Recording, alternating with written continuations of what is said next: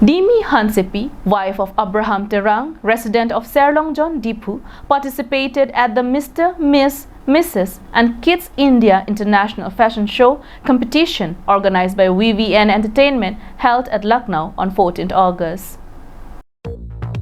Dimi Hansepi, clinching the Mrs. India International Beauty Pageant, has brought laurel to the community and to the state as a whole. It has set an example of women empowerment. Dimi has participated and won the title in various competitions.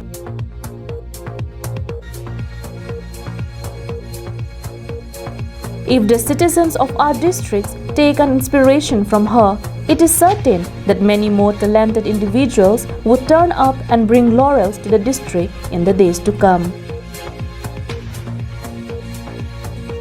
It was reported that Dimi Hansepi would be one of the judges for the next season of Mr., Miss, Mrs. and Kids India International Fashion Show competition since she grabbed title of Mrs. India International Season 2.